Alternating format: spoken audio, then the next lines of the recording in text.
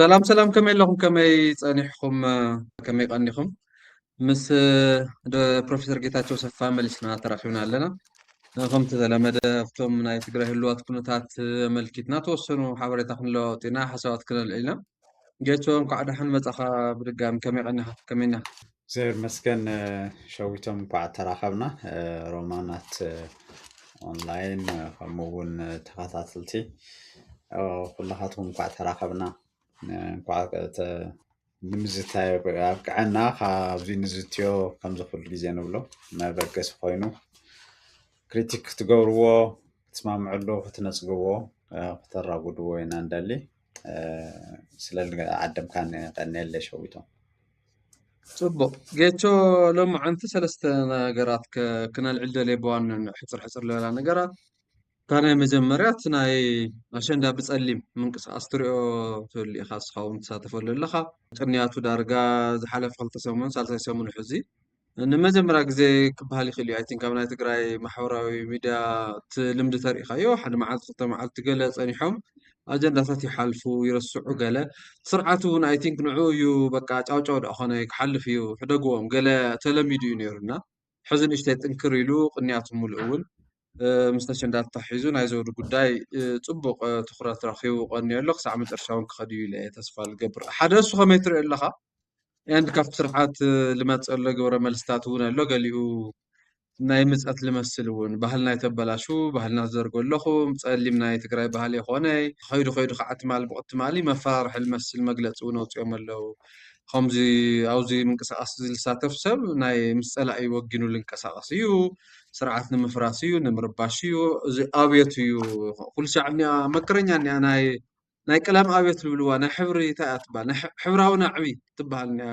ናብ ኩሉ እትዋ ኮንሰፕት ናብታት ክወስድዎ እውን ይምክሩ ኣለዎ እሞ ከመይ ርኢኻዮ እቲ ምንቅስቓስ እውን ትግብረ መልሲ እውን ጌሸብኡ ክንጅምር ኢለ እየ ጽቡቕ ሸዊቶም ብጣዕሚ ወሳኒ እዩ ሓደ ብቲ ጽቡቕ ነገር ንምልዓል ካብ ዝበልካዮ ናተይ ትዕዝብቲ እውን ምናልባት ደን ደቂ ኣንስትዮ ኣክቲቪስታት ትግራይ ብጣዕሚ በቃ ሓደ ዘሐጉሳኒ ነገር ኣብዚ ናይ ሎሚ እንቅስቃሴ ጥራሕ ይኮነ ኣብዚ ይኾነ እውን ናብ ዝተፈላለዩ እውን ክትርኢ ከለኻ ኣብዛ ናይ ዘውዱ ህዚ ኣሸንዳ ብጸሊም ኣምፂአኖ እምበር ቅድሚኡ እውን በቃ እናተኸታተላ ዝተወሰነ ክኾና ይኽእላ እየን ግን እናተኸታተላ ኣበይ ከም ዝወዓለ ናይ ዘውዱ እውን ቅድሚኡ እውን ካልኦት ኬዛት ዝነበራ ይከታተላ ነይረና ብጣዕሚ ሕጉስ እየ ብኡ እቲ እንዲያውም ምትሓገዛ ነይረን ተኻሊእ እውን ኣብዚ ምስ ሰርዐ ነይሩ ምንም ኣይለቅቕ ምበለ እዚ ኣይንለቅቕ ስለ ዝበላ እዩ ዋላ መፍራሕ መፅኡ ኣሎ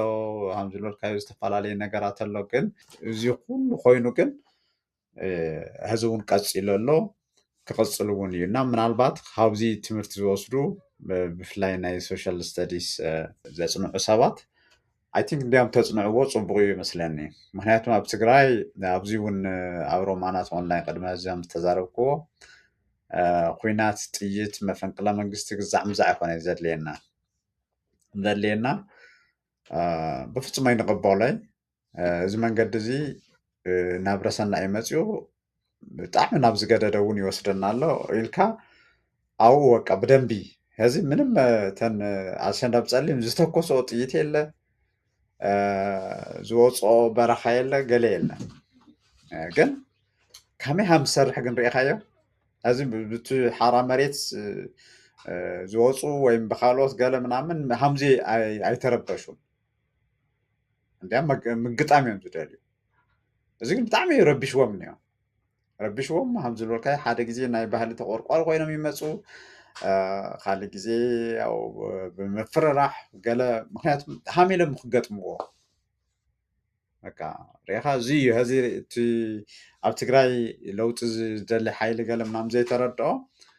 ማንንም ዝኾነ ሰብ ጥይት ተተኮስካ ከይቀተልካ ብዙሕ ነገር ትገብረሉ ዕድል እኒኦ ኣብ ትግራይ ብዙሕ ነገር ትደልዮ ለውጢ ንምምፃእ ብጣዕሚ ዓብዪ ምልክት እዩ እዚ ኢለ እየ ዝሓስብ ሕዚ ብክንደይ ቢሮታት ብክንደይ መግለፂ ልዋሃብ ኣሎ በቶም ስሩዓት ኣርሚ ናይ ሚድያ ኣርሚኦም ዝግበር ዘሎ ትሪኦ ኣለኻ ዘይግበር ነገር የለ እና እንታይ ስለዝተገበረ እዩ ሲምፕሊ በቃ ኣብታ ኣሸንዳ መዓልቲ نحنا ኣብ ዝኾነ ምቾት ኣይኮንናን ዘለና ሓፍትና ተቐቲላ እሳ ድማ ወኪል ናይ ብዙሓት ኣንስቲ ትግራይ እያ ናይ ኣሰብኡን ትግራይ ናይ በቃ ናይ ትግራይ በዓላ ወኪል እያ ንምንታይ እያ ወኪል ትኾን ሓደ ዝተፈፀመ ገበን ንፁህ ኮይና ኣላሃለየት ገበን ተፈፂሞ እቲ ገበን ዝተፈፀመ ድማ መስካክዒ ገበን እዩ ካብኡ ድማ ፍትሒ ከይትረክብ ዝኩሉ በቃ ብዝተፈላለዩ ፃዕሪ እዩ ተገይሩ ፍትሒ ከይትረክብ ኣብ መወዳእታ እቶም ዳያኑ እውን ኩሉ በርቲዖም ኣብ ዝገበርዎ እውን እንደገና ብካሊእ ቤት ፍርዲ እቲ መርትዖ ጠፊኡባ ግዛዕባ ዝተፈላለየ ዝብልዎ ነገር ገይሮም ድማ በቃ እንዲያ ምንም ክንገብር ኣይንኽእል ኣበይ ከም ዘለዎ እውን ኣይንፈልጥ ኢሎም ማለት እዩ እዚ ኣይንቕበሎይ ዝደለኹም በሉ ብፍጹም ኣይንቕበሎይ ኢልካ እቲ መዓልቲ ብሓዘን ብፀሊም ኢና ክነኽብሮ ክንሓስቦ ክንብዕሎ ክብላ ከለዋ ሪኢኻ እዚ ፃዕዳ እዩ ባ ሃምዚ ባ ባህልና ይኮነ ባ ገበነኛ እዩ ጆኖሳይድ ደሞ ዝገርመካ ምንም በቃ ሕንኸ ይብሉ እቲ ስም ክውካ ከለዉ በቃ ጆኖሳይደር እዩ ኣብዚ ልሳተፍ ገለ ምናምን ይብሉ ማለት እዩ እዚ ክልተ ነገራት ኣለዋ ሕዚ እውን እስካብ መወዳእታ እዚ ናይ ኣሸንዳ ጥራሕ እንተይኮነስ ኣነ ድሕሪኡ እውን ብዘሎ እንታይ እዩ ክግበር ዘሎ ዝብል ብፍላይ ተን ደቂ ኣንስትዮ ምሳተን እውን ዝሳተፍ ኩሉ ሰብ ናብ ምንታይ ክነዕብዮ ንኽእል እዚ ማንም በቃ ማንም ከይተኮስና ማንም ከይቀተልና ማንም ናይ ማንም መሰል ከይጠሓስና ክንገብሮ ንኽእል ዘርኢ ስለ ዝኾነ ከመይና እዚ ክነዕብዮ ንኽእል እቲ ንደልዮ ኩናት ምትራፍ ዝበሎ ኩናት እንድሕር መፅኡ ድማ ያው ስሩዕ ብዝኾነ መልክዑ ንትግራይ ረብሓ ዝኾነ መልክዑ ከመይና ክንገብሮ ንኽእል ዝደለናዮ ዓይነት ብቻ እቲ ሰብ ዝስማምዐሉ ለውጢ ንምምፃእ ከመይ ክንጥቀመሉ ዝብል ክንመሃረሉ ይግባእ ኢለ ይኣምን ካልኣይ ግን ናምስ ዝበልካዮ እቲ ገዛኢ ኣካል ኣብ ዓብዪ ፍርሒ ከም ዘሎ እቲ ዝፈርሖ ድማ እቲ ዝለመዶ ባይ ዘ ወይ ምስልም ድኻ እኳ ኢኻ ትተኣሳሰር ኩሉ ግዜ እዚ ኣብ ጥይት ተመፅኡ 17 ዓመት ኣብ ጥይት ዝነበሩ እዮም ድሕሪኡ መዓት ኩናታት መፅኦም ድሕሪኡ በቃ ብዙሕ ልምዲ ኣለዎም እቲ ልምዲ ዋላ ብዙሕ መናእሰይ ብዙሕ ትግራዋይ ምውዳእ ዋላ ተኾነ እሳቶም ግን ከም መራሕቲ ሪኢኻ ኮንካ ያው ዝሕሽ ዕድል ኢሎም ክሓስቡ ይኽእሉ እዮም እቲ ዘለና ሓበሬታ ብፍላይ ውልቀ ዝተወሰኑ ውልቀ ሰባት መራሕቲ ንሕና ንሕለው ንሕና ፕሮቴክሽን ንረክብ ካብ ተሓታትነት ይኹን ካብ ቀጥታ ጥቕዓት ኩናት እንድሕር ሃልዩ ኣብ ሰላም ክንሕሎ ይንኽእል ፅባሕ እንተዘይኮይኑ ድሕሪ ፅባሕ ጎቲቶም ናብ ቤት ፍርዲ ክወስዱና እዮም ኢሎም ዝፈርሑ ኣብ ዘለውሉ እዋን እቲ ኩናት ዝመርፅዎ እዮም ከምዚ ዓይነት ሰላማዊ ቃልሲ ግን ከምዚ ዓይነት ኣክቲቪዝም ግን እንታይ ዝገብር ሕዚ እንዲያም ትማሊ ሎም መዓንቲ ጀሚሩ እኒኦ ፅቡቕ ድማ ሽካብ እዚ ኣሸንዳ ብፀሊም ጥራሕ እዩ ነይሩ ሕዚ ናብ ስም ፀዊዕኻ ካብ ሓላፍነቶም ክለዓሉ ተሓታቲ ክኾኑ እንደዚ ኮነ ገብረስላሴ ንኣብነት መፅኡ ኣሎ ልክዕ ከምዚ እዩ ክኾን ዘሎ ካብ እቲ ሓላፊነት ክወስድ ዘለዎ ሰብ ሓላፊነት ክወስድ ኣሎ ኣብ ትግራይ ኮነ ኣብ ኢትዮጵያ ኣብ ቀርኒ ኣፍሪካ ሽካብ እዚ ዝመፃናሉ መንገዲ ንውር ዝገብሮ ወይም ደሞ ካብዚ ወፃኢ ካሊእ መንገዲ ይህሊ ለብለካ እንታይ እዩ እቶም ኩሉ ግዜ ዋጋ ዘኽፍሉ ሰባት ዋጋ ከፊሎም ኣይፈልጡ ስለዚ ዋጋ ናይ ምኽፋል ዋጋ ኣብቲ ግቡእ ቦታ እቲ ግቡእ ሰብ ክኸፍሎ እንድሕር ትገብር ኮንካ እዩ ክልተ ግዜ ሰለስተ ግዜ ዝሓስብ ካሊእ ለኣቶም ልትክሰብ እውን ዋጋ ምኽፋል ኣሎ እዩ ኢሉ ክሓስብ ዝገብሮ ንሳቶም ዋጋ ዘይኸፍሉ ሓፋሽ ግን ብተደጋጋሚ ዋጋ እናኸፈለ ዝቕፅለሉ ስርዓት ከምዚ ሽካብ እዚ ዝመፃናሉ እንተኮይኑ ግን ትዝበካ ትዕቢት በሎ ገለ በሎ ከምዚ እዚ እኒኦ ማለት እዩ እዚ እንታይ ክንትክደናይ ትክደናይስ በቃ ምስ ጆኖሳይዳር ሓይሊ ምዃን እዚ ብጣዕሚ ዝገርም መስካኺ መግለፂ እዩ ብከምዚ ዝዕዘቦ ዘለኹ እቲ ፅቡቕ ነገር እንድሕር ነርጉድ ኮይና ከመየን ዝንቀሳቀስ ኣለዋ ትንቅስቃስ ከመይ ከሎ ትባዕሉ ተሓሳስቡ ተኣዩ ልደሊ በቃ ላብ ዝኾነ ሓፁር እቲኻ ክትወቅዖ ለይትኽእል እዩ ክውቃዕ ይኽእል እዩ እዚ ተኻሊ ግን ጥይት ለልዕለ ጥይት ይመፅእ ያው ትወቃቃዕ ላተጠፋፍኻ ትኸድ ያው እቲ ዝነበረ ተቐፅል ማለት እዩ ያ ካሊእ ጌቾ ሓደ ክልተ ነገራት እናገረሙ ነይሮም ሓደ ትገብረ ስላሴ ዝበሃል ሰብኣይ ኮነሬል ኣብዚ ኩሉ ነገር ውሽጢ ኢዱ ዘሎ ሰብ ሕዚ ሎማዓንቲ ትማልስ ናይ ኣሸንዳ መድረክ እንዳመርሐ ሪናዮ ኤንድ እንታይ ልብል እቲ መድረክ ኣሸንዳ ብሰላማዊ መንገዲ ንክሓልፍ እሲ እኩል ምድላው ጌርና ኢና ኣጆኹም የተሰከፉ ዓይነት እዩ ያው ምክትል ኮሚሽነር ናይ ፖሊስ ትግራይ ኮይኑ ስለልመፅ ሶ ደቨሪ እቲ ሰብኣይ ኣብ ናይ ዘውዱ ቅትለት ነዊሕ ኢደ ኣለዎ ተባሂሉ ዝሕሰብ ሰብኣይ ብናቱ መኪና ተገጫ ተረጊፃ ተባሂላ ትሕሰብ ቆልዓ ፕላስ ነቲ ቆልዓ ነቲ ወዱ እውን ካብ ዕድመ ልክዕ እስራት ናብ ነፃ ንክሰግር ዓይነት ምትሕብባር ዝገበረ ሰብኣይ ክንዲ ንእሽተይ ግልል ልብል ክንዲ ሕብእ ልብል ንእሽተይ ኳስ በቃ ፈጢጦም ኣብ መድረክ መፅኦም ሕዚ እውን ንሕና ኢና ኣሸንዳ ንሕሉ ንሕና ኢና ውሕስና ንወክል ነተን ዝቐርያ ደቂ ኣሸንዳ ውፃ ንዕነ ጨፍራ ገለ ክብል ትሪኦ ማለት እዩ ሶ ትድፍረቶም ትንዕቐቶም ብኡ ብርኪ ምምፅኡ ዝኾነ መደንገፅ ነገር ይኾነ እዩ ተለመደ ነገር ድዩ እዚ ኣብ ካሊእ ቦታታት ዋላ ንሕና ማለት እቲ ማሕበረሰብ ዋላ ኣፈ ውፅኢኹም ትሕዚ ዝግበረሎ ተሓታት ክትኮን ኒዕካ ንስኻ ገበነኛ ኢኻ ካብቲ ቦታ እውን ክትለዓል ኒዕካ ኢሉ ተለይሓተካ እኳስ ባዕሎም ንእሽተይ ዶ ክትስከፍ ክትሽቁረር ክትሕባእ ኣይትምክር ኢኻ ብተወሰነ መልክዑ እሱ ሓደ እንዳገረመኒ ነይሩ ካልኣይ ግን ምስኣ ተሒዝካ ትልዕለለ ደልያ ሕዚ ምስቲ መኸተ ምስቲ ግዛዕ ኣታሒዞም ዝፍክርሉ መዓት ጉዳይ እንዲነ ሶ ናይ ሕቶ ዝኸውን ግን ትብደገ ክመፅእ እዩ ክበልዐና እዩ ከጥፈአና እዩ ከም ህዝቢ ክጭፍጭፈና እዩ ክቐትለና እዩ ዝብልዎ ሓደጋ ካብ ውሽጢ እንድሕር ባዕሎም ከም ዘውዱ ዝበሉ ተጋሩ ንፁሓት ተጋሩ ድሕረ ማእኸል ፅርግያ ቀቲሎም ኤንድ ብነፃነት ክንቀሳቀሱ ልምኩር ኮይኖም ኣብቲ መቐለ ሶቲ ናይ ደገ ሓደጋ ሲ ከመይ ገይሩ ትርጉም ክህብ ይኽእል ካብ ውሽጢ እንድሕር ትግራዋይ ተቐትሎ ሃሊኻስ ካብ ደገ ከይትቐተል ንዓ ተጋደል ምባል ባዕሉ ብጣዕሚ ኦዶ የኾነ እዩ ድዩ ትሪኩስት እሱ ክብለካ ደልየ ተሓሒዝና ክነልዕሎ هو مستقدم زبالكو المتحاز ريحازي واقع خفيلو ما يفولتون قنول كلنا تايم لقورو نيرم نعطاتهم accountability تحطات النتاي مالت يوتيوب تلا افت سرعات تا maximum accountability قمقامية افت قمقام دمو تريو وكا بفلاي تحابريتا خيوات سلال قورو يمبر افت قمقام معها تقبنا زفت سمسا هذا وانا ناي قبر سلاسة ون سيركاكو أو جمجمكو خجما جم بويخون مكنتهم زخون السبب خل عليه خون يا خجما جم خلوا وش تمارتي تعيقن حرق زي تزيب لك هتخوين أو زناي انتنا يتزر زيرو زلو أب ناي برهان السجاب يعرق يقول قلوت جزء زبل درجة خمسين ناي معلتاوي قالوا جوا عندي ناي تأخيباتات زجورو زنورو أو حدا عالمي مثلاً عالم جبروهاري مثلاً نس بزحو جزا صريحة قال منعمل الجمجم قريب له أنا بقى تنجزاوتي أو يزرزرن السجون مالتي مالت تحنتي أكو بنت ناس مية تحنتي أكو تشيت آيات تحنتي أكو هم جيلاس بقى درجة كلني يلعمنا مالتي مستفعل على مالكو بقى زيه أو زخانة بوتاد ما خالي سبي جمجم مالتي بقى هم زيهم دكورو خم تفولتو زناي ورك بولو ناي حاتين ماتين بوملوكو تجمعي منكوا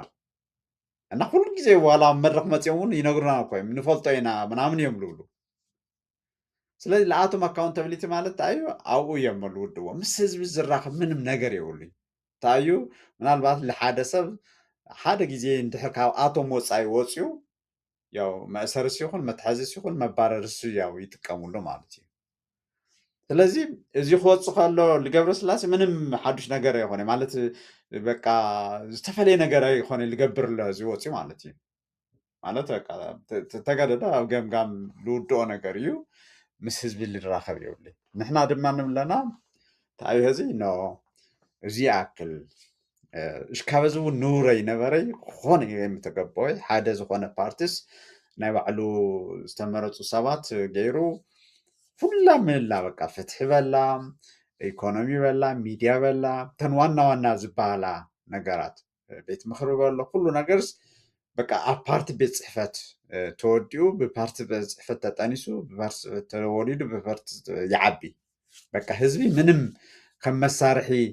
ከም ብሂወት ኣብ ኩናት ብኣካል ኣብ ኩናት ኣብ ሰላማዊ እዋን ድማ ብግዚኡ ካብቲ ዝብልካ ካብ ስራሕቲ ጀሚሩ ወፍሪ ግዛዕ ምዛዕ እናበሉ በቃ ተይተኸፈሎ ማለት እዩ ዝሰርሖ እቲ ወዲቦም ድማ ብዝተፈላለየ መልክዑ ብኣኼባ ብገለ በቃ ዘጨናንቕዎ ብምሉ ባዕሉስ ንቡር ኣይኮነን እዚ እዚኣቶም ኣብ ኖርማል ዓዲ ምኾነ ሸዊቶም እንኳን ዶ ብጣዕሚ ብዙሕ ዓይነት ጆኖሳይድ ተፈፂሙካና ብጆኖሳይድ ኩናት ድሕሪኡ ድማ ካልኣይ ኩናት ክመርሑካ ተሪፉ ኣብ ሰላማዊ እዋን እውንስ ክመርሑካ ክፍቀደሎም ዘይግብኦም ሰባት እዮም እዚ ክንብል ከለና እንዳ ሕወሓት ብጣዕሚ መሕዘኒ እቶም ዋላ ምሁራቶም በቃ ዝኾነ ማክሲመም ኣናላይዝ ክገብሩ ከለዉ ቂም እኒኦ እዮም ዝብሉካ ማለት በቃ ማለት ሓደ ክጅመር ከሎ ዝኾነ ሰብ ዝኾነ መንግስቲ ዘመሓደር እኒአ ዝብሎ ብቂም ገለ ይኮነ ይርክቡ ቂም ምህላዊ ዘይምህላ ክኾነ ኣይምነበሮይ ግን እሳቶም ሓደ እቲ ናይ ብጣዕሚ በቃ እስካብ ጆኖሳይድ በፅሒካ ብርሰት በፅሒካ ካብኡ ድማ ካልኣይ ክፍፀመካ ብምሉእ ተወዲኡ እናሃለየ ኣቕልል ኣቢሎም ዝኾነ ሰብ ኣብ ዝኾነ ትካል ወይም ውዳበ ቂም ስለ ዘለዎ ይገለ ምናምን ክብሉ ከለዉ ከመኢልካ ሃም ትጅምሮ ከመኢልካ ሃም ትዘራረብ ቃላት ቋንቋ እዩ ትስእኑ ሓደ ካልኣይ ምስቲ ዝበልካዮ ኣብ ንቡር ዓዲ እንኳን ዶ ከምዚ ዓይነት ገበን ወድኻ ኢምፕላይድ ኮይኑ ባዕልኻ መኪናኻ ብምሉእ ኢምፕላይድ ኮይኑ ተሪፉ ስቁኢሉ በቃ ዳሕና ዝበሃል ኣጀንዳ እውንስ ልምምያጥ ኣብ ዝኾነ ብራኸ ሸወልዒሎ እየ ነይረ ኣነ ስኻ ኣብዚ ክንዘራረብ ከለና ኣብቲ ንዘራረበሉ ብዛዕባ ብፍላይ ሳልሳይ ሰብ ኣምፂኻ እንድሕር ተካትዕኒ ኮንካ ኮንፍሊክት ኦፍ ኢንተረስት ዴክሌር ክግበር ኣሎ ኣነ ተኸፊሉኒ በቃ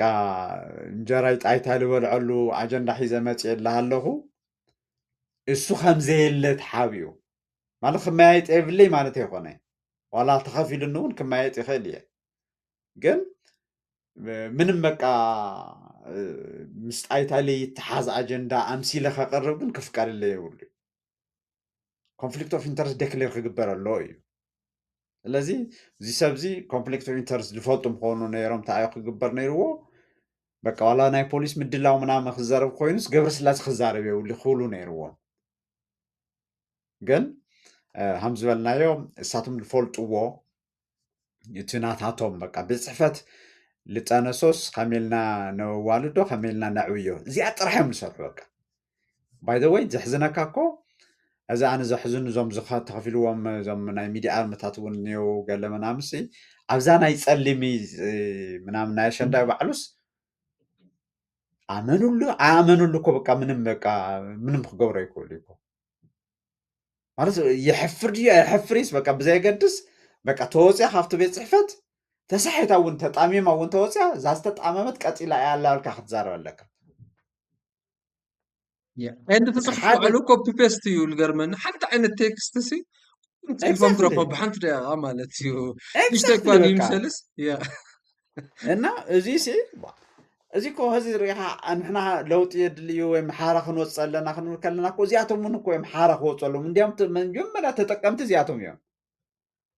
በቃ ባዕሎም ክኾኑስ በቃ ዝተፈለየ ቋንቋ ክጥቀሙ ናይ ባዕሎም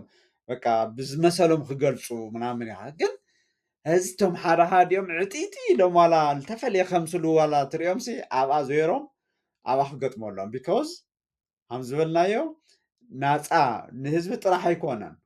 ንናይ ባዕላቶም ሙንስ ናፃነት ኣይህቡን ኣብኡ ብዝተፈለየ ቋንቋ ክጥቀሙ ስለዚ ኣነ እቲ ሰብኣይ ዝገበሮ እቲ ዝፀንሐ ባህሊ እቲ ዝፀንሐ ኣሰራርሓ እዩ ዘቐፅል ዘሎ ንሕና ግን ዲማንድ ክንገብር ኣለና ሉ እዩ እዚ ናይ ኣሸንዳ ብፀሊም ወፍሪ ዝሓዋሩ እውን ሪኻ ኣብቲ ሳብስታንስ ካልኦት ዚታ ክቅይሩ ዝኽእሉ ምክንያቱም ንሕድሕድ ዓመፅ በደል ወፍሪ ምግባር ከድልየና እንድዩ ግን እዚታት ድማ ብስትራቴጂካሊ በቃ ዝቀይር ነገር ምክንያቱም ሓደ ብጣዕሚ ኣነ ሸዊቶም ንሕና መሲሉና ላይ ኣትሊስት ናሰ መሲሉኒ ኣብዚ ስኢልካ ዜግነት ብሄር ግዛዕ ምዛዕ በቃ ፖለቲካ ምናምን ኢና ንፃወት ፀኒሕና ቤዚካሊ እንታይ እዮም ለሪኡና ኣለዉ ግን ንሳቶም መጀመርያ እቲ ባይታ በቃ ባይታ ሰብነት ኣይቅበሉ እዩ ሰብ እዩ እዚ ሰብ እዚ እሞ እቲ ሰብ ብምዃኑ ክረክቦ ዝኽእል ማንም ከምንጥሎ ዘይግባእ ነገር ክምንጥሉካ እዮም ትሪኦም እዚ ትሪኦ ነርካ ሓዲኡ እዚ ሓዲኡ ናታቶም እዚ ነፍሲ ይምሓሮ እዚ ብሓደጋ ዝሞተ ኣብዚ ሓራ መሬት ዝነበረ እሱስ ናይ መወዳእታ እዩ ኣብ ትግራይ ዝቕበር ካብ ደጊም እንድሕር እዚ ለይመፂኹም ዋላ ኣብ ትግራይ ክትቅበሩ ትኽእሉ እዩ ገለ ኢሉ ዴክሌር ይገብር ነይሩ እዚ ስጉሉ ናይ ባዕሉ ሓሳብ ኢለ በፍጹም ኣይኣምንን ምስቲ ምንታይ ኢኻ ተራኽቦ ምስቲ ህዚ ንብሎ ኣለና ማለት እዩ ህዚ በኋላስ ኣሸንዳስ ኦኬ ፃዕዳ ክትገብራ የብልክንን ገለ ምናምን ይበሉ ግን ኣብዚ ምስታፍ ናይ ጆኖሳይድ ምስታፍ እዩ ተኢሎም ተኣም ዝብሉካ ኣለው we own every piece of you እዮም ዝብሉካ ኣለው በቃ እቲ መሬት መቕበሪኻ እቲ ዓዲ ምናምን እቲ ፖለቲካ መሳርሒ እቲ ኢኮኖሚ እቲ ሚድያ ምናምን ጥራሕ ኣይኮነን ንሕና ባዕልኻ እውን we own you እዮም ዝብሉና ኣለው እዚ እዩ እቲ ባዕልና ክንሓትት ዘለና እሊ ገብረ ስላሴ ድዮም ኦውን ዝገብሩና ወይስ ባዕልና ኣብ ሂወትና ኣብ ሓሳብና ኣብ ኣንደበትና ልሳንና ኦነርሽፕ እኒአና እዩ እዚ እዩ ትሕቶ እኒኦ እቲ ቀፀልቲ ወፍርታት እውን ኣነ ክኾን ኣለወኒ ኢለ ዝኣምን ኣብ ሃምዑና በቃ ሓርነት ነውፅልና መጀመርያ ከም ሰብ ካብኡ ኣብቲ ሰብነትካ ኢኻ ትነድቆ እቲ ፆታስ ይኹን ብሄር ሲኹን ፖለቲካ ውዳበ ሲኹን ገለ ምናምን ምናምንና እዚኣቶም ግን ሰብነትካ እውን ኣያምኑን ዘለው በቃ ናይ ሰብነት ክብርካ እውን ክቅንጥጡ ምንም ልድሕሪ ስለለይብሉ ክንቅጠጥ ክንፈቅድ ኢና ወይስ ኣይንፈቅድ ኢሉ ኮንሎ ማለት እዩ ትሕቶ ፅቡቅ ጌቱ ናፋልነት ክወስደካ እሞ ኣብቲ ኣብዚ ቀረባ መዓልትታት ዩኤምዲ ሚድያ ለውፁ ሓደ ሓበሬታ ነይሩ ኣይ ቲንክ ብዙሕ ነገር ልናገር እዩ መስለኒ ኣብ መንጎ ናይ ኣሜሪካ ኤምባሲ ኣምባሳደር ኣብ ኣዲስ ኣበባ ማሲንጋን ኣብ መንጎ ደብረፅዮን ተካየደ ናይ ስልኪ ምምልስ ነይሩ ኤንድ ትሕሱእ ከዓ እዚ ይመስል ዝብል ነገር ርአ ነይረ እሞ ብዛዕባኡ ክነውግዕ ደልየ እንታይ እዩ ነይሩ ካብ ኣነ እንትልብሎ ካባኻ ክሰምዑ ኢለ እየ እንታይ እዮም ተባሂሎም እንታይ ማለት ከይትርጉሙ ነቲ ልመፅእ ንፈርሖ ኩናት ከ እንታይ ትርጉም ክህልዎ ይኽእል እዋ ዝገርመካ የኤምዲ ሚድያ ምስ ኣውፅኦ ብዙሕ እዩ ኣዘራሪቡ ብዙሕ እዩ ዓፅዓፅ ኣቢልዎም ነቶም ቤት ፅሕፈት ዝእዝዞም ዝምውሎም ኩሎም ሚድያታት ገለታት ማለት እዩ ምናልባት ለይሰምዕዎ ሰባት ተሃልዮም ከም ዝበልካዮ ሓደ እንታይ ኮይኑ ምስ እዚ ናይ ሸረሪና ውግእ ተታሒዙ እዩ ቅድሚኡ እንታይ ነይሩ እዚ ምስ ንምዝኻር ዝኣክል ናይ ኣሜሪካ ኣምባሳደር ናብ ትግራይ ይኸድ ነይሩ እዩ ከም ዝፍለጥ ሓደ መዓልቱ ህዚ ኣይዝክሮ ነበር ከይዱ እንደገና ተመሊሱ ብሰሙኑ ፎሎ ኣፕ ጉዕዞ ነይርዎ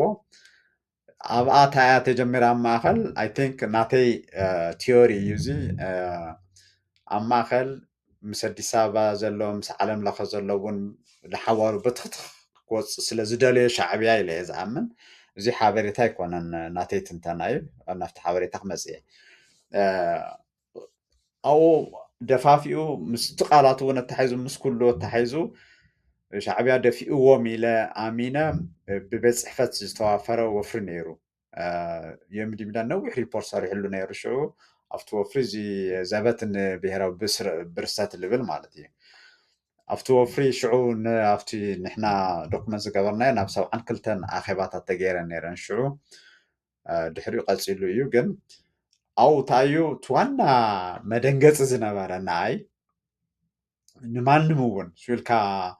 ንትግራይ ፅቡቅ ዝደሊ እውን ማለት ድማ እቲ ዲፕሎማሲ ገለታት ብምሉእ ከመይ ዝስራሕ ፖለቲካ ከመይ ክስራሕ ዘለዎ ንዝብል እውን መደንገፂ ዝነበረ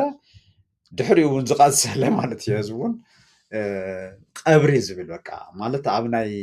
ብልፅግና መቃብር እዩ እዚ ጆኖሳይደር መቃብር እዩ ኣብ ግዛዕ መቃብር እዩ መቃብሪ በቃ መቃብር ብመቃብር ገይሮሞ እሱ ጥራሕ ኣይኮነን ብግልፂ ድማ እንታይ እቶም ዓበይቲ ብፍላይ ደብረፅዮን ዝበሎ ዝዝክሮ በቃ ዲፕሎማሲ ካብ ደጊም ካብ ይሰርሕ እንዲያም ተኣይሉ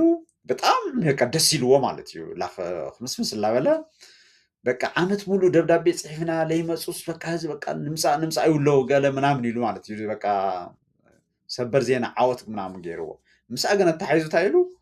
እዚ ፅባሕ እውን ክመፅኡ እቲ ናይ ኣሜሪካ ኣምባሳደር ዓይነት ግን ተመፀ እውን ዋጋ የብሉ ምክንያቱም ካብ ደጊም ብምንታይ እዩ ብብረት እዩ ኢሉ ኣብዚኣ እንታይ ተፈጢራ ሽዑ ከምዚ ፅባሕ ክመፅ እዩ ኣምዛ ዝበላ ኦልሞስት ሊትራሊ ፅባሕ ብፅባሒቱ እዩ ክኸድ ነይሩ ረቡዕ እዩ ዝዝክሮ እና ሽዑ የምዲ ሚድያ እንታይ ሓበሬታ ረኪቡ ካብ ኢትዮጵያ ወፃኢ ጉዳይ ሚኒስትር እዩ እንዲያም ነቲ ኣምባሳደር በቃ ከምዚኦም ዝብለው በቃ ኣብ ደጊም ኣብ መቃብር ኢና ንደልዮ ክንገብር ንኽእል ዝብል ይብለው እና ምኻድካ ረብሓ የብሉን ክትከድ የብልካን ኢሎምዎ እዚ ሽዑ ኣብቲ ዓብዪ ሪፖርት ኣውፂና ኢና እና ንደብረፅዮን እውን ንታደሰ ወረደ ሽዑ ንምርካብ ኣብቲ ካልኣይ ዙር ቆፀሮ ስለ ዝነበሮ ንእውን ከም ዝነገሮ ሓበሬታ ረኪብና ማለት እዩ ስለዚ ብኡ ተሪፉ እናሃለየ በቃ ያው ተዓፅዮ ኣሎ ማለት እዩ ዲፕሎማሲ ተዓፅዮ ከም ትሪኦ ናይ ሸረሪና ተጀሚሩ ካብኡ ድማ እዚ ናይ ራያ ቀረባ ግዜ ነይሩ ካልኣይ ሓበሬታ እንታይ ረኪብና ህዚ ዘውፃናዮ ማለት እዩ ብድሕሪ እቲ ሸረሪና ከም ትፈልጦ ንውሕዳት ሰዓታት እዩ ፀኒሑ ደብረፅዮን ናብቲ ኣሜሪካ ኣምባሳደር ደው ኢሉ እዚ እንዲያም ኣብ ፈፃሚ ስራሕ ፖሊት ቢሮ ስራሕ ዘቕረቦ ሪፖርት እዩ ተባሂሉ ዝተነጊሩና ካብቶም ፖሊት ቢሮ ብጣዕሚ ቀረባ ዝኾኑ ፍልፍላት ማለት እዩ እና ኣብቲ ሪፖርት ከቕርብ ከሎ እንዲያም ባይ ዘ ወይ ያው እዚታት እዞም ናታቶም ሚድያታት እውን ኣቕሪቦምዎ እዮም ማለት እቲ ኣጀንዳ ቀሪቡ ናይ ዲፕሎማሲ ተባሂሉ ምስ ኣሜሪካ ዘሎ ምስ ካልኦት እውን ዘሎ ቀሪቡ እዩ ኢሎም ያው እቲ ዝክሕድዎ እቲ ኤምዲ ሚድያ ዝበሎ ዝርዝራት እዩ እንዲያም ክክሕድዎ ከለዉ ድማ ከመይ ኣቕሪቦምዎ ኣሜሪካ ከምዚ ክትብለይ ትኽእል የበለቲ የኮነ ይብሉ ያው ክትብለይ ትኽእል እዮም ዝብለው ያው ምግዳፍ ይከኣል እዩ ግን እንታይ ተባሂሉ ሰለስተ ነገራት እየን ሓንቲ ተወሳኺ ድማ ኣብኡ ለየውፃና እያ ተዘንጊዓ ዝተረፈተላ ክውስኻ ኢሎም ሓንቲ ማለት እዩ እተን ሰለስተ ነገራት እንታይ እዩ ሓደ ንፈልጥ ኢና ንስኻትኩም ኢኹም ጀሚርኩምዎ ሕዚ እዚ ሓበሬታ እዩ ንብለና ሕዚ ንሳቶም ድዮም ጀሚርዎም ብልፅግና ድዩ ጀሚርዎ ናይ ሓቂ ገለ ምናምን ኣይኮነን ንብለና እቲ ኣሜሪካ ኣምባሳደር ንደብረፅዮን ዝበሎ ደብረፅዮን ዘቕረቦ ማለት እዩ ንስኻትኩም ኢኹም ጀሚርኩምዎ ሓደ ካልኣይ እዚ ኣብ መቃብር ገለ ምናምን እናበልኩም በቃ ናይ ኢትዮጵያ መንግስቲ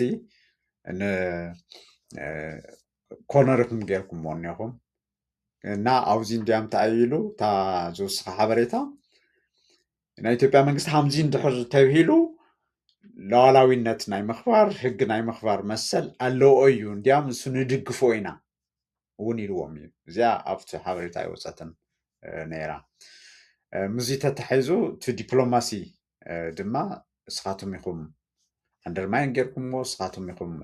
ከይቅፅል ጌርኩምዎ እና ናይ ሓቂ ምዝባዕ እናገበርኩም ክትቅፅሎ ይትኽእሉ ኢልዎም ሕዚ ኣብዚኣ መሊሰ እንደገና ክዛረባ እዚ ሓበሬታ እዩ ኣብዚ ሓበሬታ ሕወሓት ብዕሊ ወይም ደብረፅዮን ወይም እቲ ፖሊት ቢሮ ምናምን ወፂኡ እዚ ሓሶት እዩ ይበል ሓደ ካልኣይ እቲ ኣሜሪካ ኤምባሲ እውን እዚ ሓሶት እዩ ባይ ዘ ወይ እቲ ኤምዲ ሚድያ ለውፅኦ ነገራት ዘለና ሓበሬታ ናይ ኣሜሪካ ኤምባሲ ባዕሉ እቲ ኣምባሳደር ከይተረፈ ከም ዘንብቦ ንዞም ዝምልከቶም ሰባት እውን ከም ዝልእኸሎም ይፈልጥ እየ ስለዚ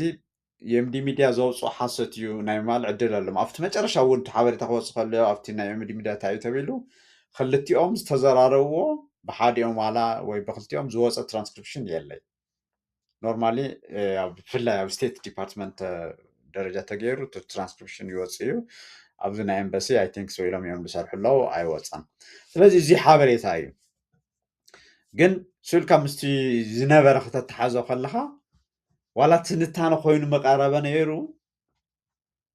ትመሪፅ ዘሎ ሓቂ እዚ እዩ ትመሪፅ ዘሎ ሓቂ እንታይ እዮም ኢሎም ኣብቲ ዘመቻ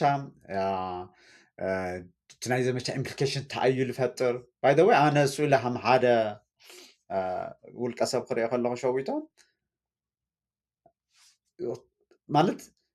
ዝደለዩ ይግበሩ ንኣምንሉ ነገር ይግበሩ ባይ ዴፊኒሽን ግን ደክለር ክገብር ከ ኣብ መቃብሩ ክትብል ከለካ እሱ እውን ማለት ናብ መቃብር ከእትየካ ክኸድ እዩ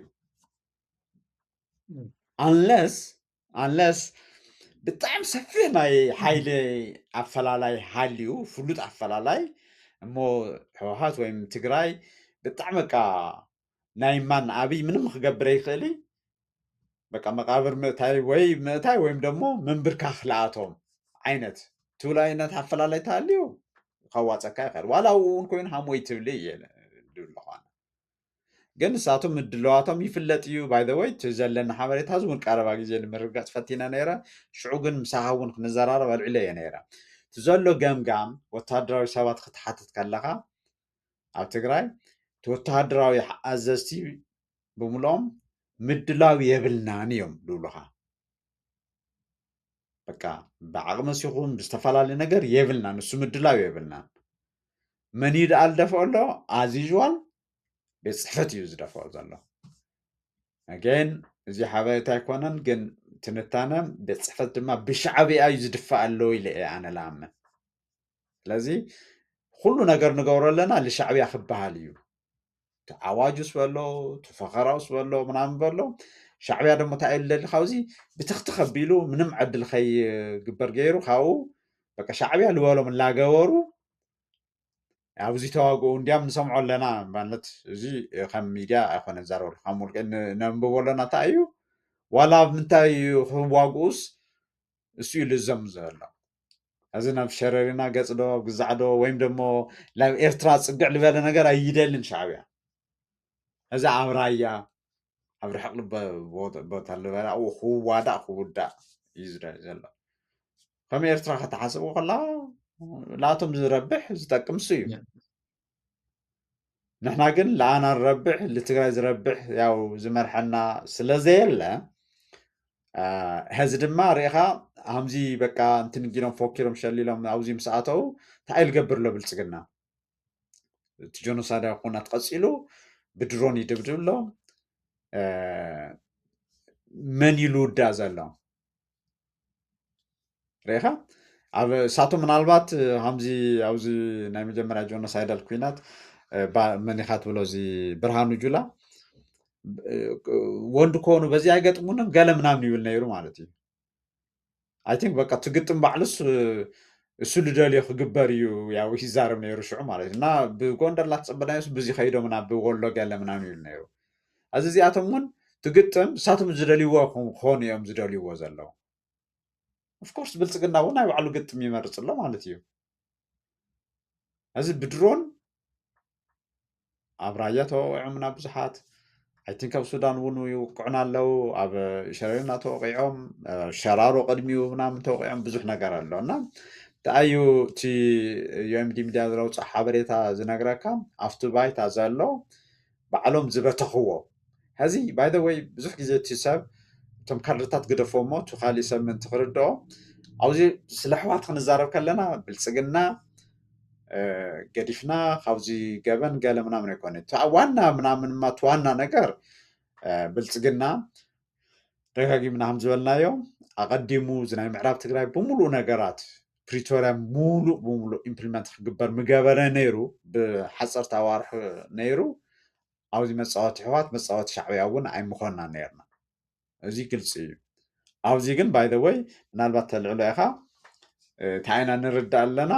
ቀዲምና ንፈልጦ ዝነበርና ዝርድአና ሓበሬታታት ግን ብግልጽ ባዕላቶም ዝመፁ ዘለው ምዕራብ ትግራይ ዋላ ንሕወሓት ስኢሉ መሳርሒ ማለት መጀመርያ ንጌታቸው ረዳ መስዓሪ ወይም ንጌታቸው ረዳ ታሃት ብሎ ዝግዛዊ መምሕዳር መስዓሪ መሳርሒ ካብኡ ድማ ንታደሰ ወረደ መውረዲ ገይሮሞ ሕዚ ጌታቸው የለ ታደሰ ወረደ የለ ባዕሎም ሒዞሞ ኩላ ማለት እዩ ሕዚ እቲ ኩላይ ፎኸራ ሸለላ ምናምን ሽለላ ዝነበረ እንታይ እዩ ነይሩ በቃ ምንም ተመዛባሊ እውን እንትን ይብሊ ግዛእትና ክነምልስ ኢና ገለ ኢሎም ሕዚ ከታይ ይብሎት ዋና ኣፍ ታይካ ስፖክስ ፐርሰን ናታቶም ወፅዩ ዋላ ህዝቢ ሰላማዊ መንገዲ ተይውና ዋላ ሲ ተቀበርና ይንምለስ ይብሎ እስቲ ልዕልካ እንዳልኩ ነይረ ልገርም ነገር እዩ ማለት ዓመት ሙሉእ ዝሰርሕሉ ናሬቲቭ ሲ ምዕራብ ትግራይ ክምልሰልና ይኽኣለ ተመዛበልቲ ክምልሰልና ይኽኣለ ታማ ክንገብር ካሊእ መራፂ ሃበና በቃ ክንዋጋእ ኢና እዚ ትገብሩ ትብልና ኣለኹምስ ተወሪርኩም ስቀሉ ዲኹም ትብሉ ኣለኹም እሞ ተመዛበልትና ክናብልዮም ዝከራኸረካ ነይሮም ዓመት ሙሉእ ኢሕና እንታይ ኢልና እና ልዕልዩ ንስኻ እውን ኣነ እውን ካልኦት እውን ኣይዞም ሰባት እዚኦም ምዕራብ ትግራይ ሲ መጫወቲ ካርዲ እምበይ ካብ ልቦም ይኮኑ ሒዞሞ እኒአው ሓደ ኣጀንዶም ኣይኮነ ኣብ ድብሪዎ ሰዓት ክድብርዎ እዮም ኢሉ ሕዚ ሚካኤል ሰብ ሽዑ ክላስኩም ፀላእቲኹም ቂም እዩ ከምዚ ስለዝኮንኩም ኢኹም ገለበለ ይብለካ እሞ ሕዚ ባዕሉ ሚካኤል መፅኡ ኣይ ንሕና ምዕራብ ትግራይ ተልምልስ እውን ሲ ተፈናቀል ተልምልሰልና እውን ሲ ኣይንሓድጎ ክንቀብሮ ኢና ኢሉ 4 ኪሎ ክንከድ ኢና ኢሉ እንዲያውም ክዘረብ ከለ ሰቂልካ ዝኾንካ ሓንቲ ተጋገየት ነገር ኣላ ግን ክእርማት ደሊ ኢሉ ይጅምር ኤግዛክትሊ ባይ ዘ ወይ ደሞ ብጣዕሚ እዛ ወሳኒ ቃል እያ ካልኣይ ድማ ተኣይሉ ሲ ሕዚ እቲ ሰብ ዝፅበታ እዩ ኦኬ ጌታቸው የምለሰይ ታደሰ የምለሰይ ሕዚ እዚኣቶም እንታይ እምለው በቃ መስዋዕቲ ከፊልና ክነምልሶ ኢና ኢሎም ኣይኮነይ እሱ ከልውሎ መስዋዕቲ ከፊልና እኮ ጥራሕ ይኮነ ዋላ ብነፃ ብሰላም ዋላ ተይውና ሲ ደወይ ንብል እኮ ኢልውሎ ስቂሉ ተይውና ለሲ ንሕና ብስርሱ ኣጀንዳና ይኮነ ክንከዲና ሓና 4 ኪሎ ኤግዛክትሊ ስለዚ እዚ ባይ ዘ ወይ ሕዚ ንሕና ከም ዝብለልካዮ ንብል ነርና ዋላ እዚኣቶም ላመርሑ ትምለስ ሓንቲ ነገር የላ ገለ ምናምን ንብል ነርና ናይ ዓቅሚ ገለ ምናምን ኣይነበረይ ዓቅምማ ያው እቲ ህዝቢ እኮ እኒኦ እቲ መንእሰይ እኮ እኒኦ ትስካብ ዝመዘ ናይ ድሌት ናይ ዓላማ ናይ ባህጊ ገለ ምናምን ፀገም ዘለዎም እዮም ሓደ ኣለው ልከራኸሩሎም ኣለው በቃ እሞ ደብረፅዮን ከምዘ ይሓስብ ዲኹም ትብለዎም ገለ ምናምን ኣርዮም ሓደ ካልኣይ ዋና ዋና ኣብዚ እንትን ዘለኒ ርድኢት እዞም ሰባት እዚኦም ዓብዪ ዓብዪ ፀገሞም ዝኾነት ነገር ብሙላ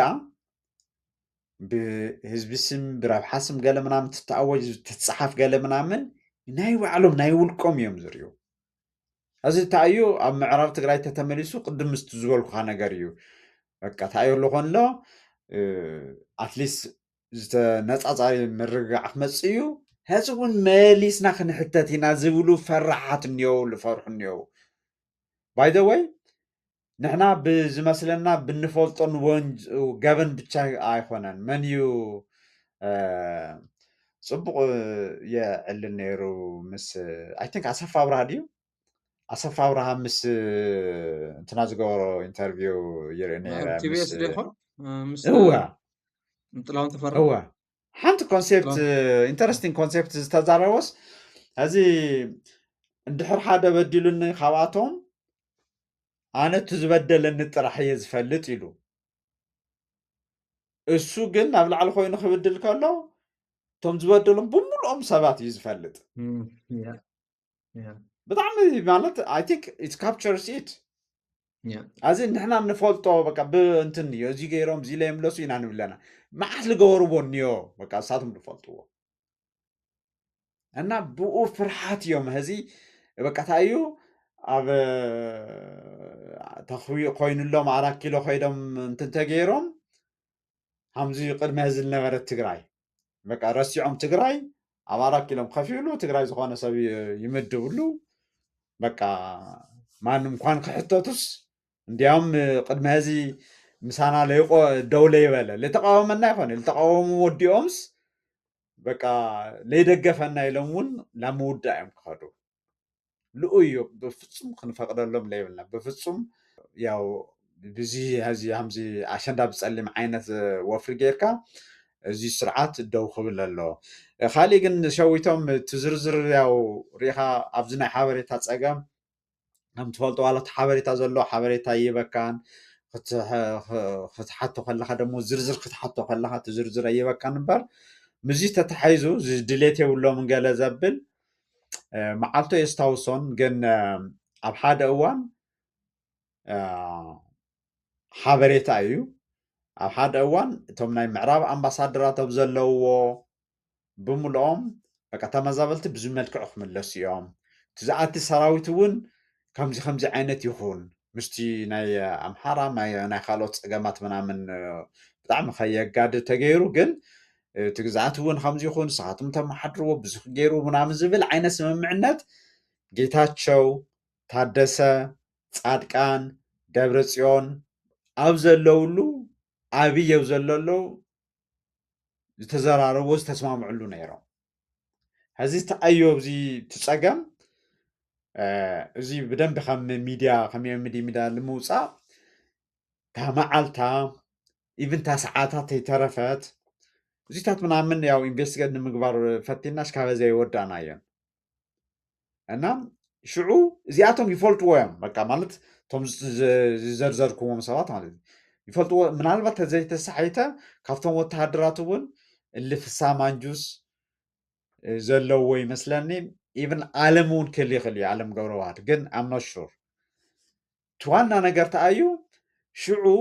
ዝኾነ ሜካኒዝም ግዝኣት ተመሊስካ ቶም መዛበልቲ እውን ተመሊስካስ ነገራት ነይሩ እንዲያውም እሱ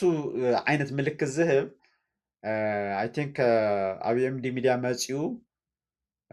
ረዳእ ሓለፎም ዘልዕሎ ነይሩ ሽዑ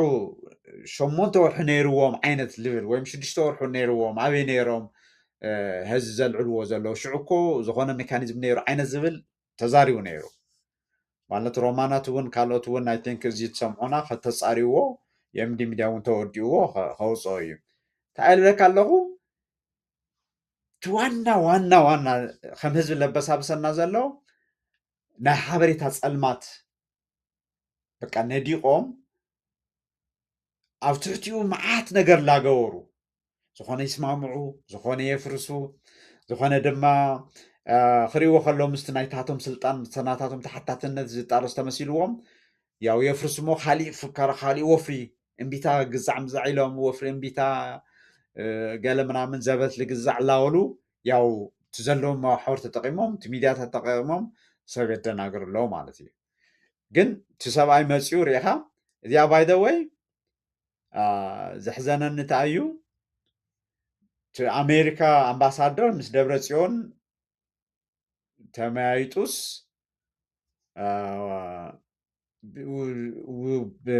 ንሽተይ በቃ ንሽተይ መዓልትታት ምስ ሓለፋ እዩ እዚ ሚካኤል ህዚ ወፂኡ እንደገና ምዕራብ ትግራይ ገለ ምናምን ዋላ ብሰላም ተጠቢብና ሲ ከይቀበርና ይንምለሲ ሉሎ እዚ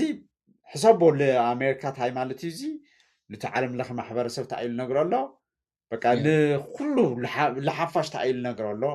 ትሪኦ ኣለካ እዚ ብዙሕ ሰበቡ እንታይ ይብል ነይሩስ ኣብቲ ሶሻል ሚድያ ክሪኦ ከለኹ ዋላ ከምዚ ሃሜልካ ከምዚ ይበሃል ዋላ ከምዚ በቃ ምናምን ኢሉ በቃ ብዙሕ ሰብ ይተጨናኒቑ እሱ እናገረመን ነይሩ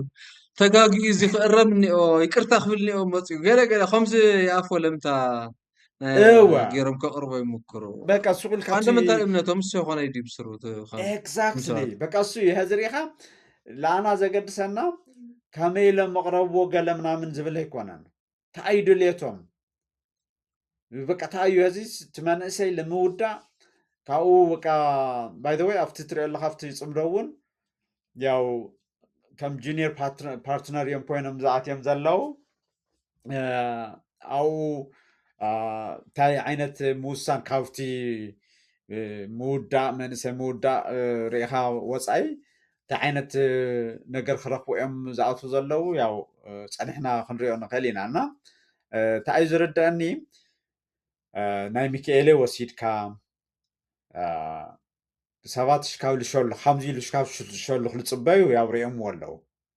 እስካብ ዝሸልኽ ለይተፀበና ሰባት ግን ደጋጊምና ዝበልናዮ ሎመዓንቲ እውን ንብሎ እዚኣቶም መሪሖም ዘዓውትዎ ነገር ኣይህሊ ክህሊ ለይኽእል እቲ ዝሓስብሉ ስነ ምህዳር ባዕሉ ናታቶም ወንበር ተገደደ ከምዚ ገብረስላሴ ልቃለሰሉ ኣሎ ልደቆም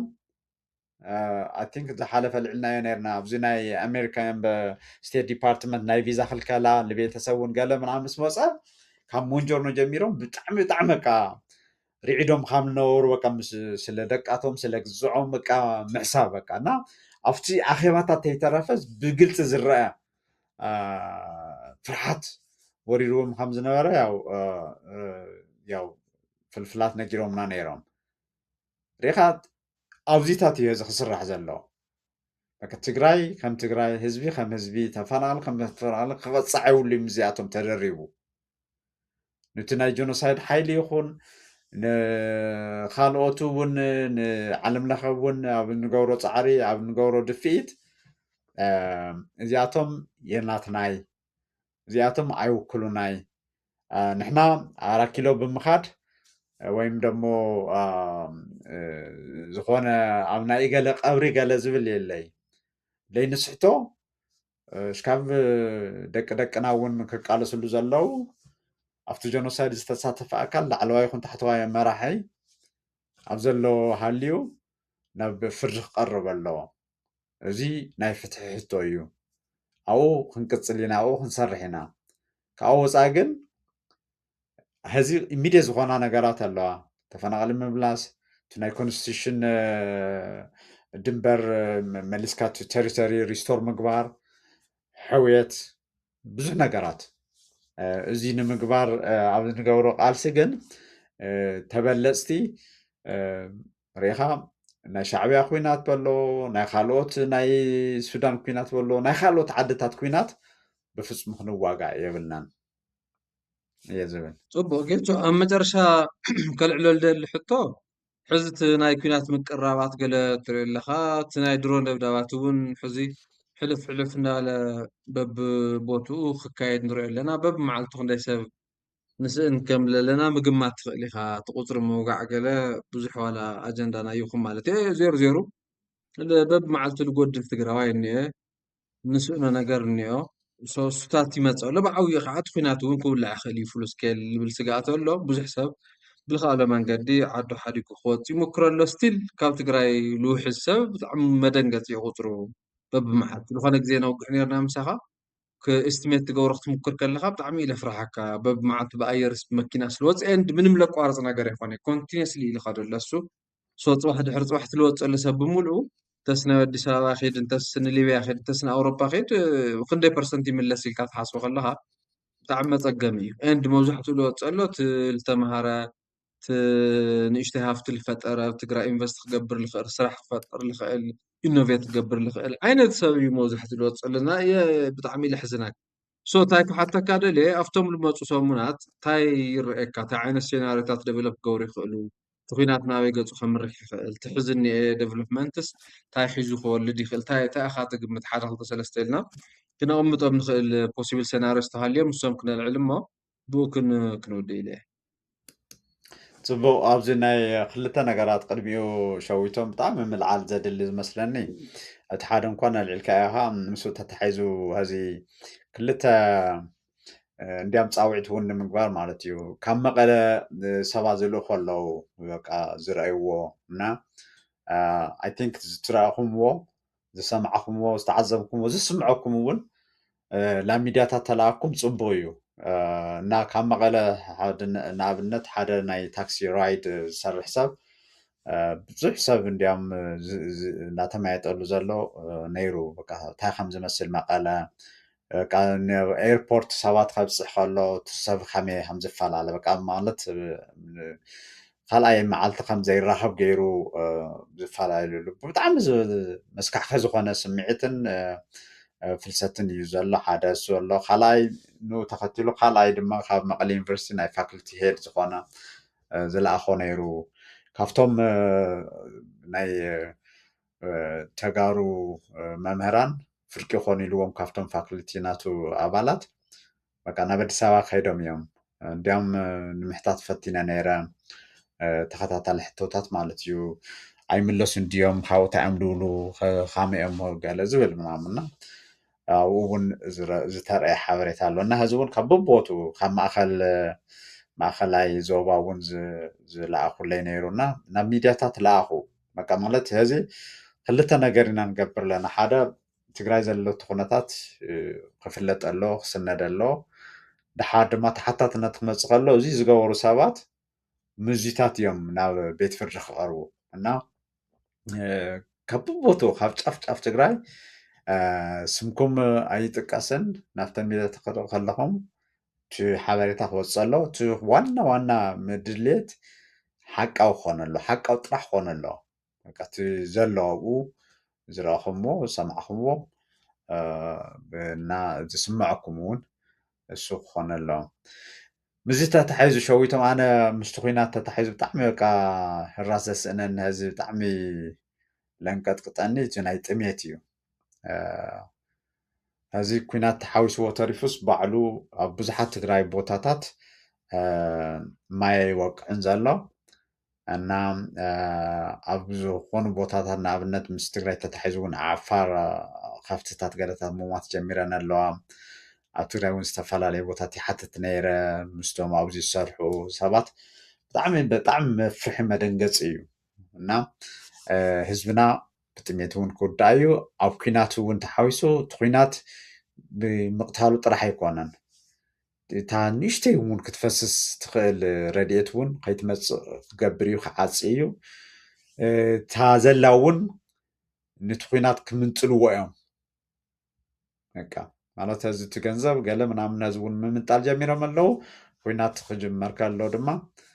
ከምንጥልዎ እዮም እና እዙይታት ተሓዋዊሱ ሕራስ ዘስእን ፀገም እዩ ትግራይ ዝመፅእ ዘሎ ንቡር ምኾነ ነይሩ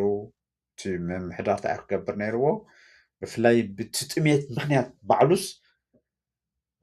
በቃ ናይ ኩናት ነገር ብሙሉእ በቃ ሓዲጉ ብናቱ ማለት እዩ ብናቱ ሸነኽ ደው ኣቢሉ ኣብ ህዝበይ ምድሓን እየ ከተኩር ኣብ ህዝበይ ምድሓን ድማ ምስ ዝኾነ ይኹን ሓይሊ ሕዚ እኮ እዚኣቶም ምስ ዝኾነ ይኹን ሓይሊ ክንሰርሕ ኢና ክብሉ ከለዉ ልኩናት እዮም ሃምኡ ዝብሉ ንምድሓን ምስ ዝኾነ ይኹን ሓይሊ ኢኻ ክሰርሕ ዘለካ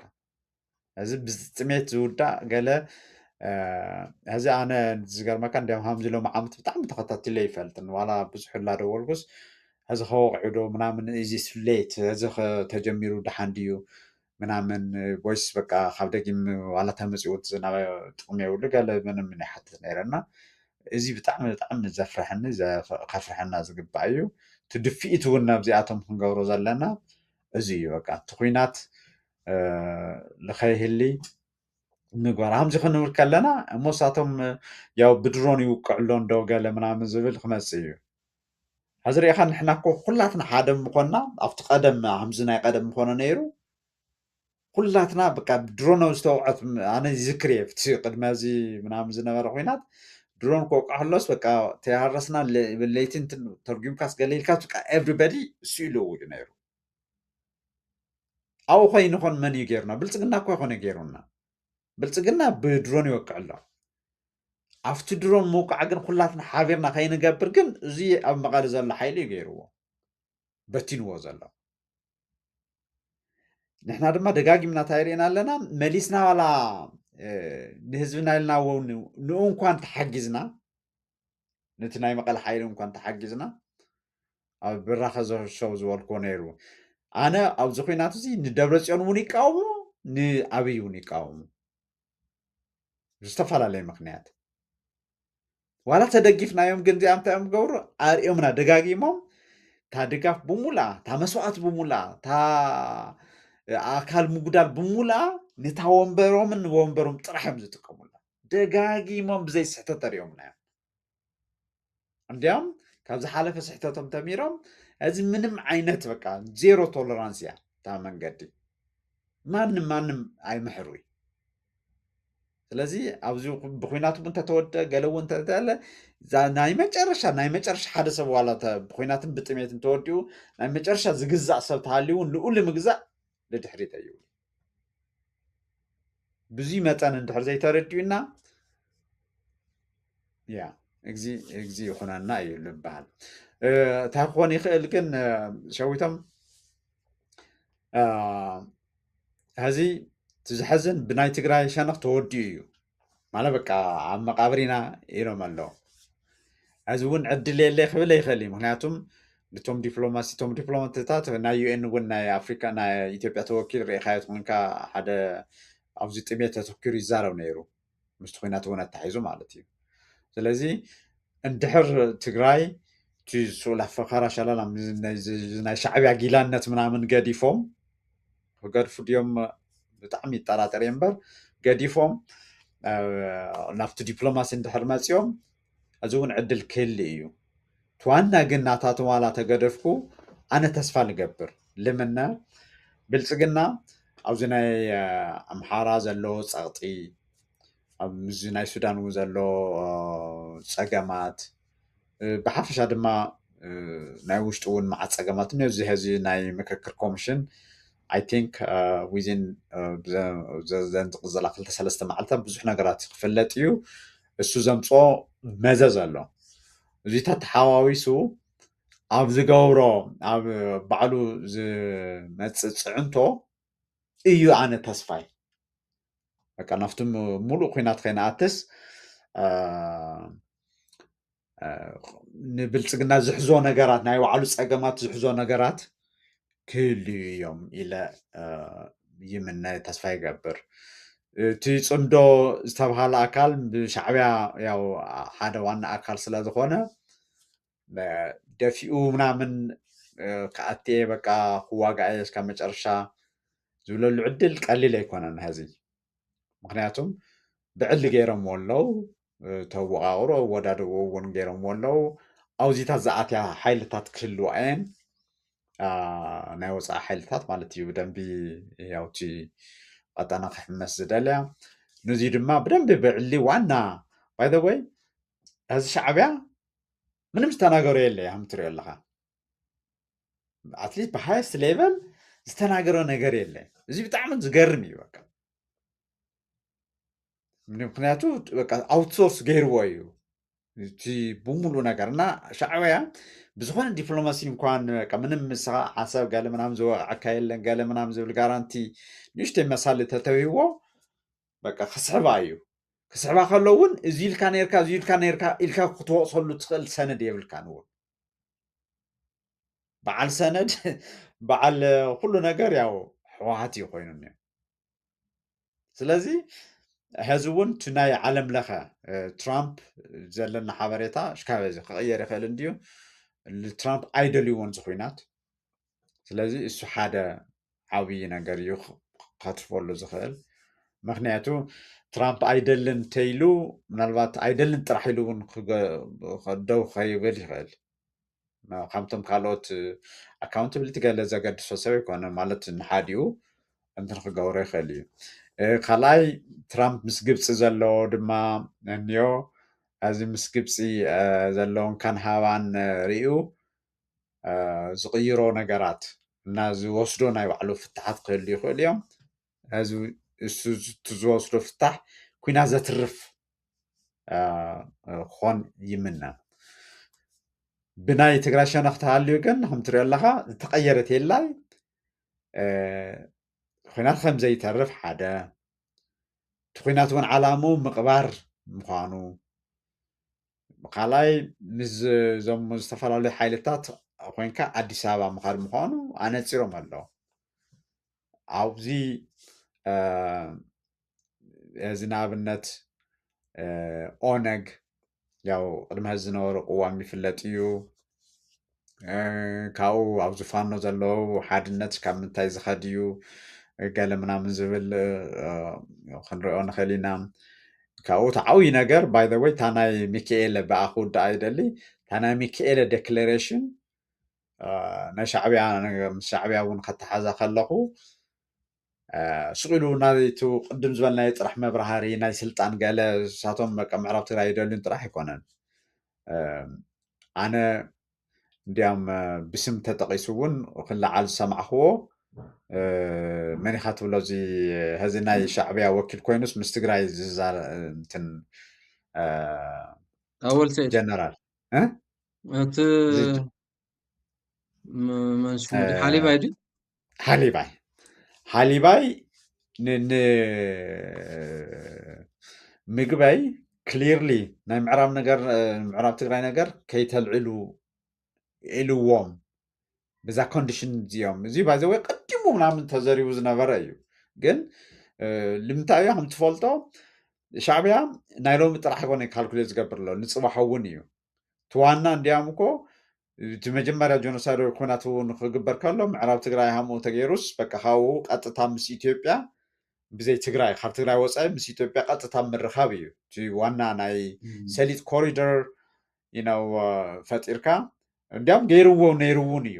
እቲ ንግድታት ምናምን ብኡ ተጀሚሩ ነይሩ እዩ ብደንቢ እና እሱ እዩ ዝደሊ ስለዚ ሚካኤለ ልነግረና ኣሎ ስቂሉ ብዚ ስልጣን ገለ ምናምን 4 ኪሎ ምኻድና ምዕራብ ትግራይ ምርሳዕ ጥራሕ ለይክኾን ይኽእል እዩ በቃ ትዋና ቅዋሞም እዚ ሻዕብያ እዚኣቶም ደማ ልስልጣኖም ክብሉ እንኳን ምዕራብ ትግራይ እንኳን ገለ ካሊእ ነገር እውን ክህቡ ስለ ዝኽእሉ ብዚ ዓይነት ስምምዕነት እዮም ያው ኣትዮም ዝኾኑ እዚ ናይ ምፅራይ ከድልየና እዩ ፃውዒት ንገብሮ ኣብ ፖሊት ቢሮ ይኹን ኣብ ማእከላዊ ኮሚቴ ይኹን ኣብ ወታደራዊ ኣዘዝቲ ኣብ ኮማንድ ገለ ምናምን ዘለኹም ሰባት ፅባሕ ለውጢ ክመፅእ ከሎ ተነኣሰ ያው ነቲ ለውጢ ዝድግፍ ወይም ነቲ ወፅዓ ዝንኪ ሓበሬታ ይውፁ ነይሮም እዮም ኢልና ክሬዲት እንኳ ክትረኽቡ ማለት ሓላፊነት እንድሕር ዘይስምዐኩም ኮይኑ ማለት እዩ ሓላፊነት ዝስምዖ ብክሬዲት ብዘይ ክሬዲት ህዝበይ ብከምዚ ዓይነት ክሓልፍ የብሉ ኢሉ ካብ ውሽጡ እውን ካብቲ ዝሰርሐሉ መስሪያ ቤት እውን ኣሽልኹ ይህብ እዩ ስለዚ ኣሽልኩም ኣውፁ እንታይ እዩ እቲ ስምምዕነት እንታይ ተዊልኩም ዋላ ስምምዕነት ኣይኹኒ ሻዕብያ እንታይ ሓቲትኩም እንታይ ከም መልሲ ተዊህቡ እንታይ እኒኦ ክፍቲ ለይተወድአ ዝተወድአ እንታይ እኒኦ እንተኾነ